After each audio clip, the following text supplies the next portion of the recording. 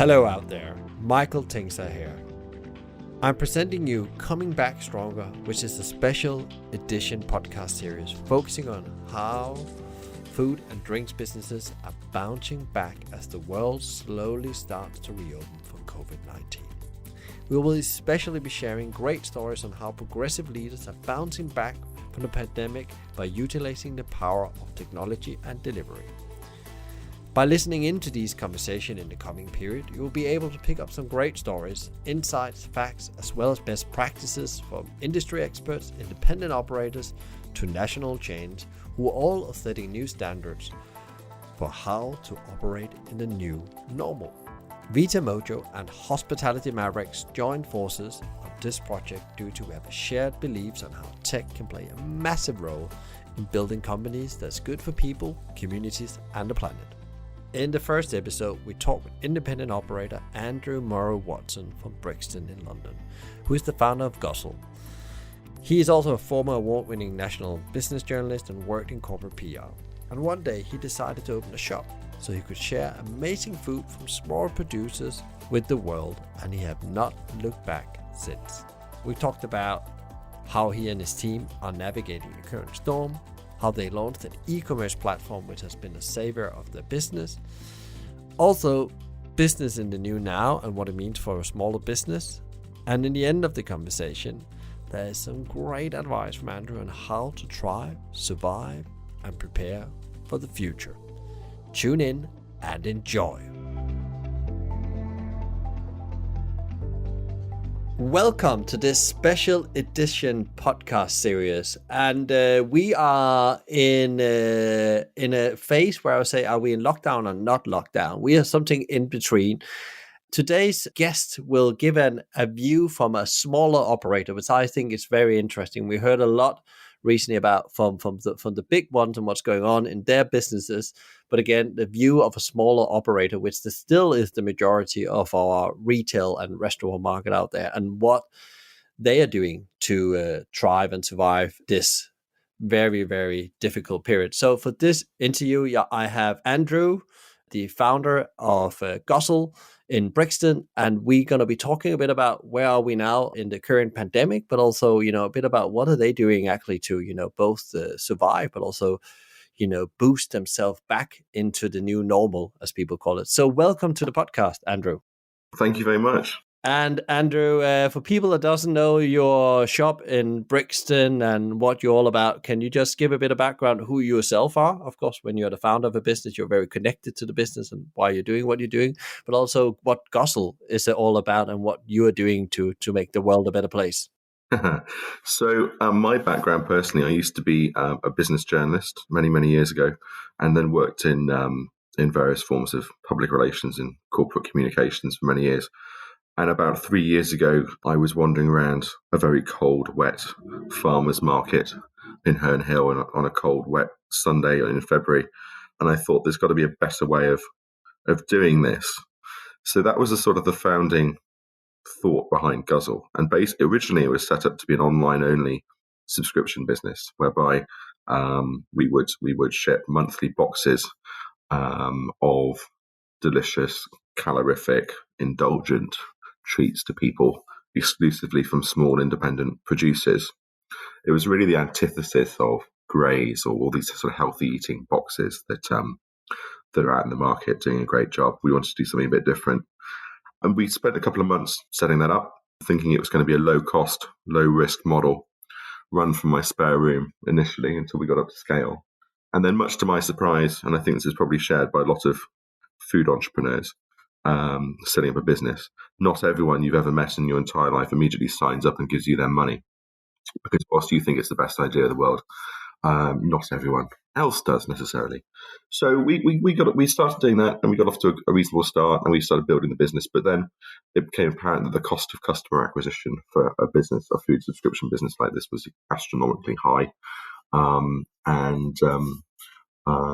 To cut a long story short, I just got a dog at the time. He became best friends with another dog in the park whose owner had a shop in Brixton Village, and I got to know him. And over a few beers, we hatched a plan to open a bricks and mortar Guzzle store with the same philosophies we had for the online business. So we only stock products from small independent producers, many local as possible. And it was going to be a kind of an indulgent deli for want of a better expression. So we launched that in. We put in the proposal for the shop to the then landlord of Brixton Village. And for those who don't know Brixton Village, it's an old covered arcade market that is full of really lovely restaurants, independent restaurants and independent retailers, as well as kind of fishmongers and butchers and greengrocers and wig shops and all the other sort of retail establishments you would expect in Brixton. So I put in the proposal, went on holiday, not expecting to hear anything back for a while, and my business partner, who already had a shop in Brixton, rang me on my second day on my holiday to say the landlords love the proposal and they've got a unit, and would you like to sign the lease when you get home? So that took a week, and then it took for the 2.5 weeks between getting the keys to the shop and opening the doors to the first customer. And in that time, we had to buy all the fixtures and fittings. We got the table made, we got the counter made, we got BT to connect us, which was a miracle. We painted it, and obviously we bought all the stock. And the paint on the door was still wet when myself and a few friends carried over boxes and boxes of stock from my flat where they had been arriving to the shop, which thankfully wasn't too far away. And that was November 2017.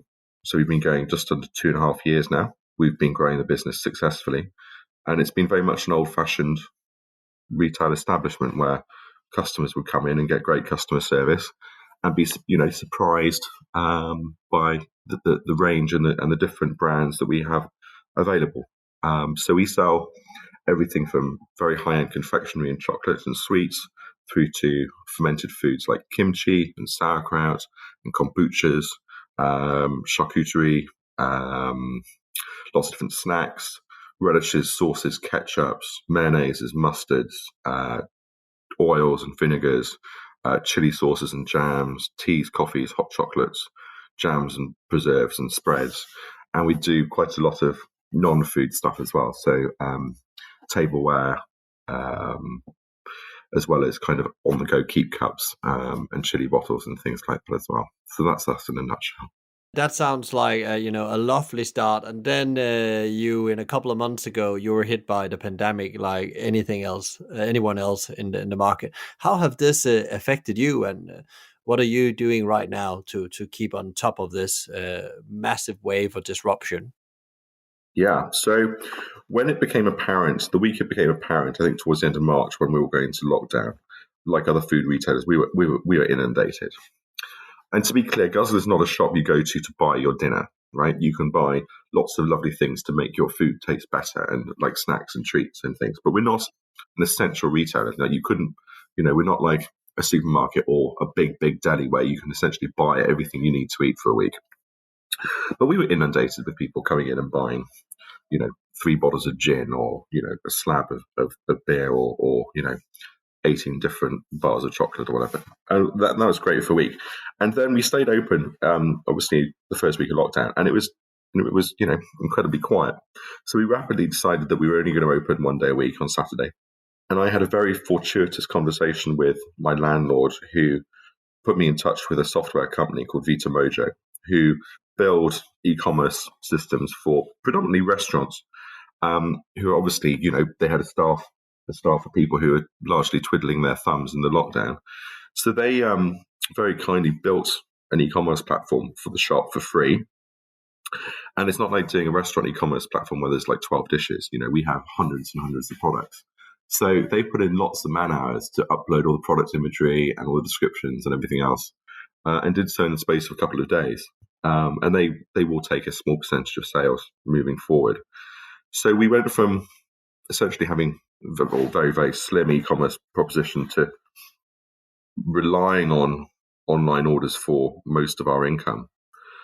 And in the process of getting this set up, I also took a very low tech approach to online and moving to quickly provide local deliveries. And I literally sent out a PDF to all the kind of customer emails I had, and also to lots of local bulletin boards and to the local paper and anywhere else I could think of, to say, if you want to order from us, use this product menu, give me a call or send me a message or send me an email. So that was the start of it, and then the online proposition kind of kicked in, and it's been better than we could have imagined it was going to be, and I think the reasons for that are many and quite complex. Interestingly, the average sale in the shop before the lockdown was about £12 or £13 per customer. The average sale online since the lockdown started has been over £50. I think it's like £52 or something at the moment. And that is a combination of we're providing free local deliveries within 3 miles. So we are deliberately providing a community-based service for everyone who knows us already and who's been in the shop. And I think that's been vitally important. So I cycled over 100 miles in April on my bike, taking around orders to people within a 3 mile radius. And then we've done national orders as well. And broadly speaking, it's been about 60%. Sales have been about 60% local and 40% national. And it's funny the different things that people buy when they're in lockdown compared to normally. But you can't buy a jar of lemon curd in this country, as far as I can work out anymore. And marmalade is suddenly much more popular than it was. But so we've done okay. It's a massive struggle, and it's not replaced everything that we've lost, but it kind of gives us a lifeline.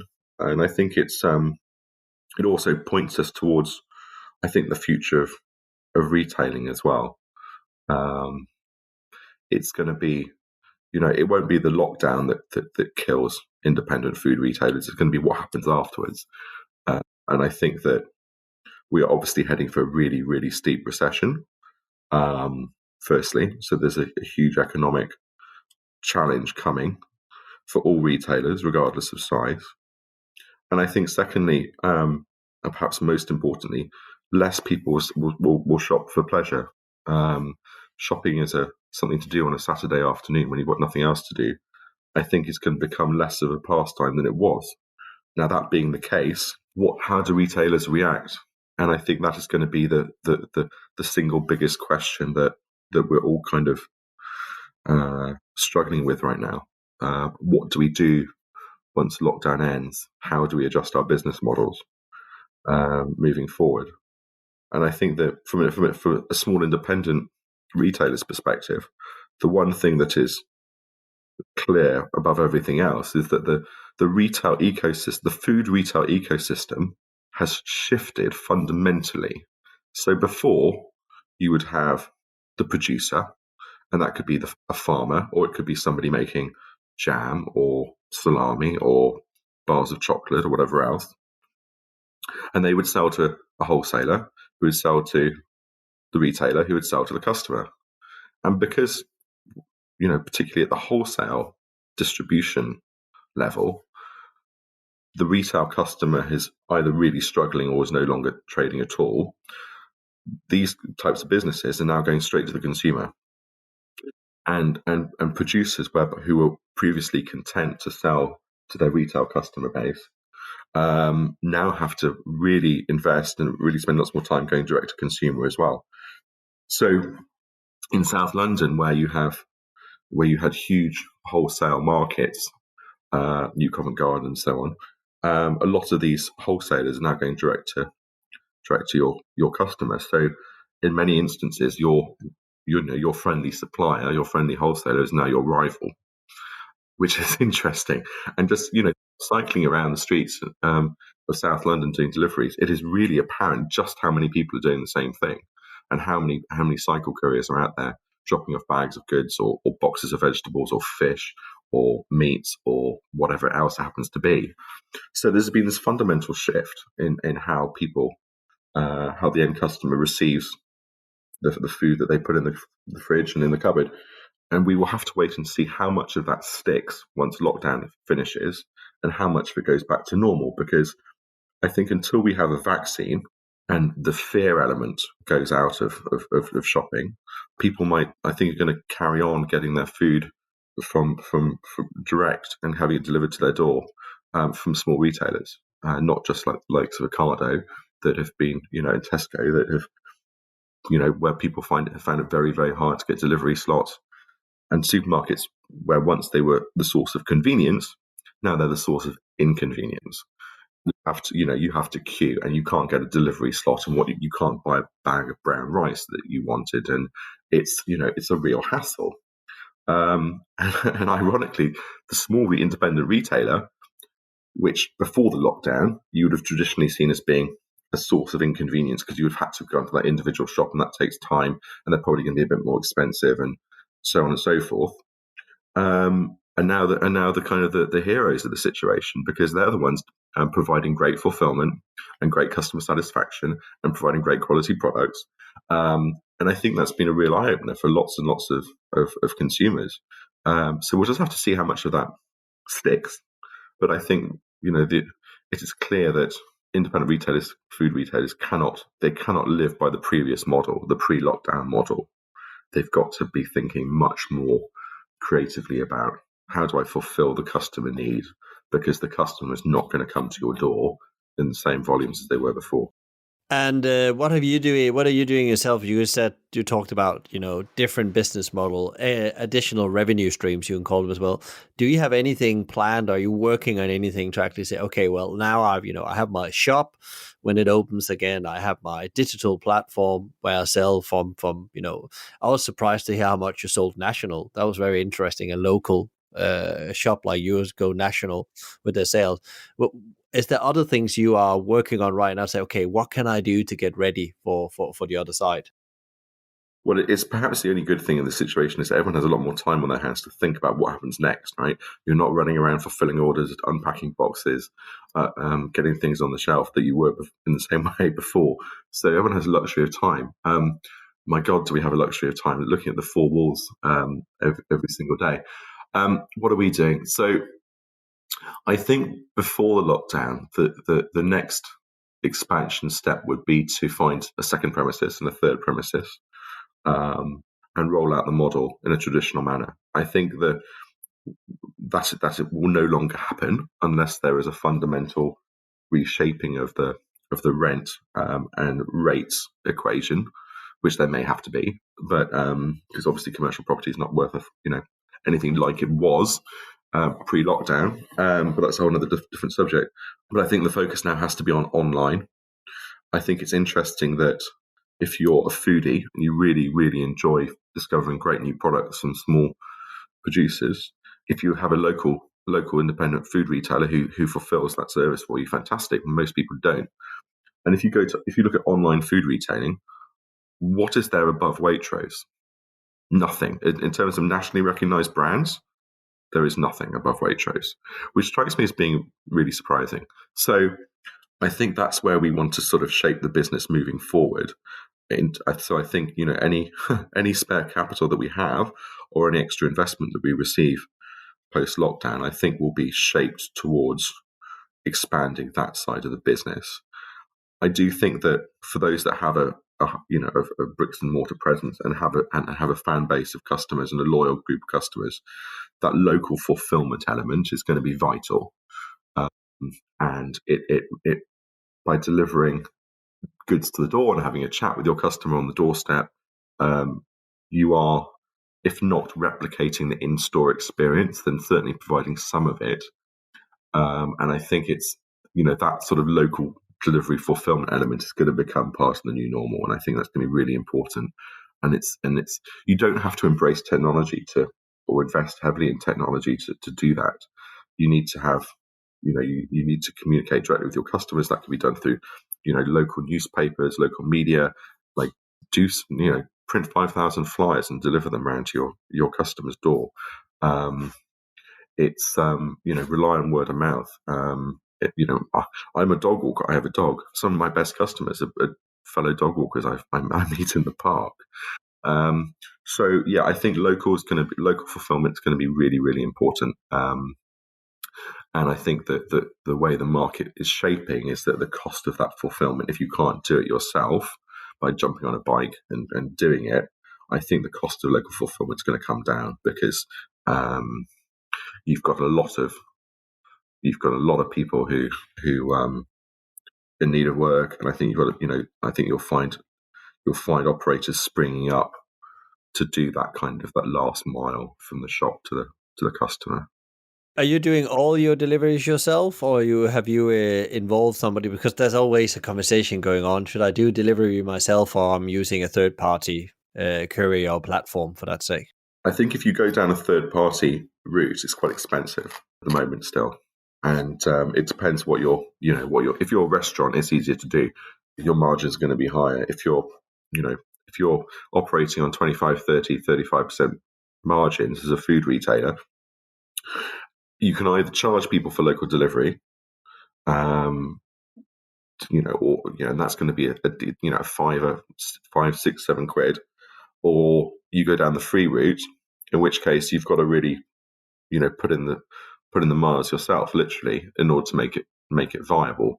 But I think the cost of hiring a third party to do that fulfillment is going to come down quite a lot over the next 6 months.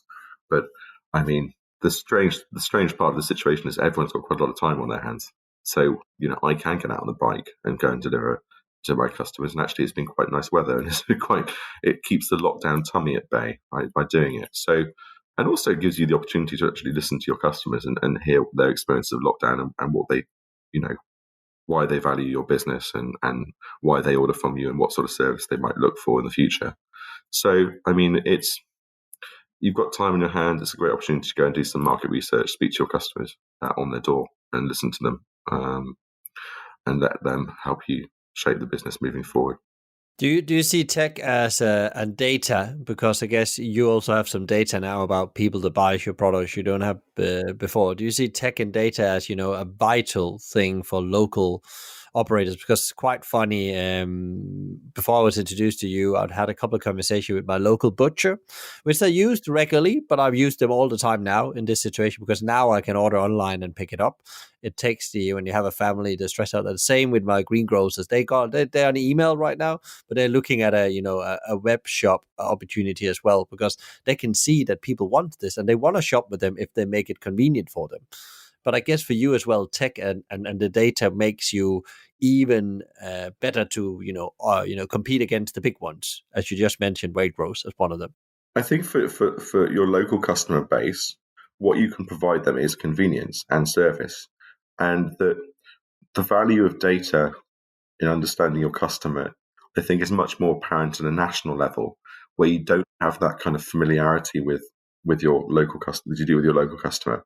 You don't have that level of interaction, and therefore you have to rely on other metrics to really, gain that tiny sliver of an advantage over all your other rivals.